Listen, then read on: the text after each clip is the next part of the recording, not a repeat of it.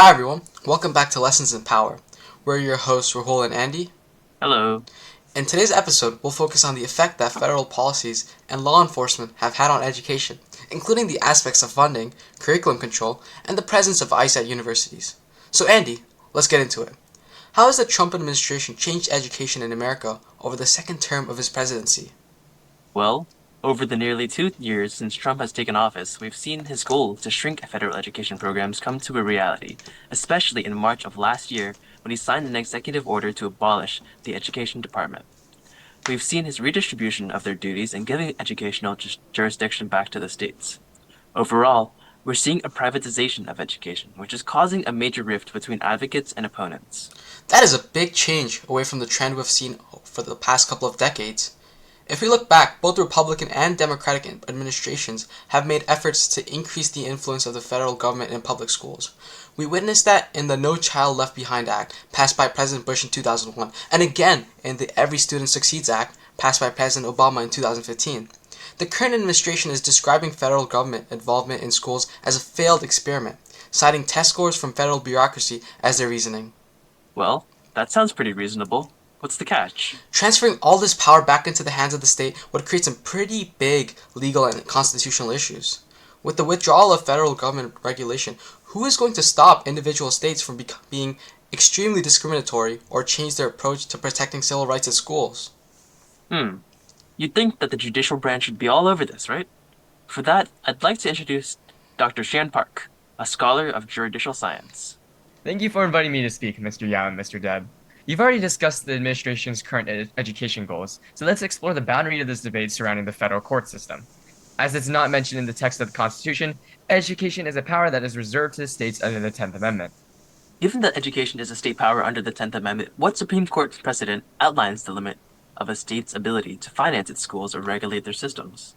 Right, so this brings me to the cornerstone case that forms the basis of this entire debate, San Antonio Independent School District versus Rodriguez in 1973.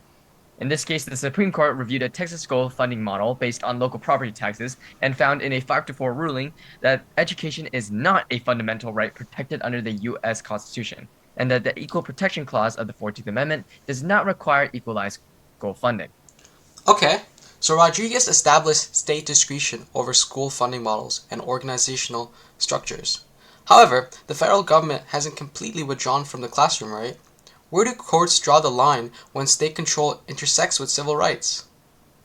Right, so courts will establish the boundaries right when state actions will violate the constitutionally protected rights. Courts intervene in cases like Brown v. Board of Education in 1954 using the 14th Amendment to Equal Protection Clause to end racial segregation. Similarly, in Plyer v. Doe in 1982, the court granted undocumented children access to public education. Additionally, in Tinker v. Des Moines, it used the First Amendment to safeguard students' free speech. Ultimately, the judicial record is what illustrates that courts serve as referees that strike a balance between state authority over education and federal protection of constitutional rights. Speaking of constitutional rights, we have seen that under the Trump administration, ICE's role has shifted dramatically as agencies now adopt tactics that test the limits of laws. Let's introduce Professor Wang of Stuyvesant University to help us explore how ICE has impacted students pursuing higher education. Professor Wang, can you tell us about how the presence of ICE has been felt on campuses in particular? I'd be happy to. As you may know, ICE agents have been misrepresenting themselves in order to easily access students on campus. In particular, a number of students from Columbia University have been detained, including Almina Agayeva, who was detained in a residential building after DHS agents entered without a warrant. Oh yes, her detainment has been all over the news. Mayor Mamdani personally appealed to Trump, leading to her release after several hours. Yes, and I was surprised with how short her detainment period was compared to others who were kept for weeks or months. Now, the question is, does the unwarranted detainment of Elmina violate the Fourth Amendment of protection against unreasonable searches and seizures? Well, the DHS justified their actions by claiming that Almina's student visa had expired, making her an illegal resident in the U.S. To me, it's interesting how different Columbia's reaction was this time compared to the detainment of Mahmoud Khalil in 2025. Columbia responded by saying that they'd continue to follow the law, whereas Almina's detainment spurred outrage, and the acting president, Claire Shipman, denounced ICE's actions. It's clear to me that universities have shifted their stances as the student body and the public react to the new, more aggressive agenda that ICE operates under. Speaking of shifts, recently we've been seeing that universities are striking deals with the Trump administration. Can you tell us more about that? Of course, to start, Section 287G of the Immigration and Nationality Act allows the Department of Homeland Security to enter memoranda of agreements, delegating immigration enforcement onto local law enforcement agencies, which includes those at colleges and universities. As of 2026, ICE has signed over 1,800 agreements covering 39 states and 2 U.S. territories. Florida students have expressed their anxiety, but Governor Ron DeSantis claims that ICE will keep students safe. However, undocumented and international students are being targeted and thousands have lost their visas or have been detained. ICE's presence on campus is contentious, but it's clear to me personally that it is yet another barrier to education, especially for underprivileged groups.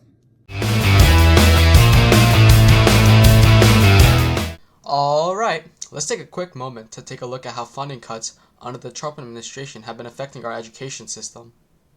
Right, so when we just go off the figures, there have been over $2 billion in education grants that have been frozen by the Office of Management and Budget.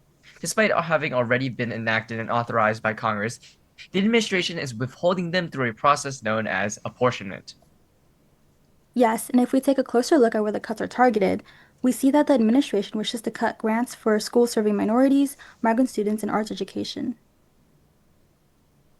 This could include diversity, equity, and inclusion policies as well, right? The administration can easily limit the department's power from within through agencies like the Office for Civil Rights. However, the attempt to exert ideological power is not limited to universities alone, but even affecting K-12 education. Alexandra, can you tell us more about the growing issue of book bans in these schools? You're right, Andy. Our kids are being systematically censored when it comes to what they're able to read, what they learn in classrooms, and even what they are allowed to think.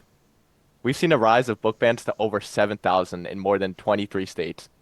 This censorship is skewed towards books from various ethnic backgrounds, women, and individuals with different sexual orientations. Damn, that's a really big number, Alex. But as a part of the NAACP myself, what really irks me is Washington's official stance, which attempts to paint a totally different picture. And you know what? In January 2025, the U.S. Department of Education published a press release where they officially announced that they were ending Biden's book ban hoax. They claim it is their way to allow local communities and parents to reclaim control by giving power back to them. So, what you seem to be getting at then is that the administration is pretending that they are taking a step back in order to allow local communities to make decisions on their own. However, based on the discussion between Xian and Angie on the matter of ICE and budget cuts, is this not a case where the federal government attempts to pressure a community through the use of deregulation? You've hit the nail 100% on the head, Rahul. This is a paradox, and this link was studied by Chalkbeat in March of 2026. The current administration publicly encourages local control, promising to dismantle the Department of Education and empower communities.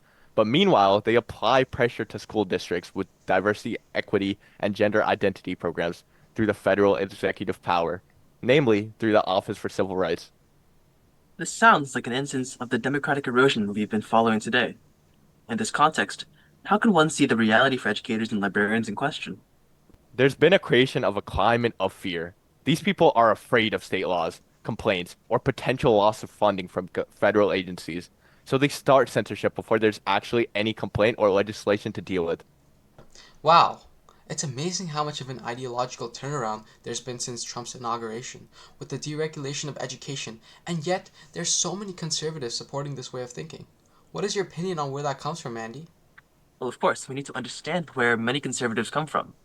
I personally don't agree with this, but conservative families believe that privatizing education will lead to more accountability in schools through competition against other schools and give them more agency over the school environment and values that their child grows up with. Okay, so we should do something about that. But fighting against the entire Trump administration seems like an impossible uphill battle. Andy, do you think there's anything we can still do to protect our children's education? Absolutely. As the new changes are implemented into this education system and the federal system is weakened, it's more important now to file complaints with the Office of Civil Rights and other advocacy groups. Look, things are changing, but what doesn't have to change is making sure our voices are heard and senators and representatives are hearing what we have to say.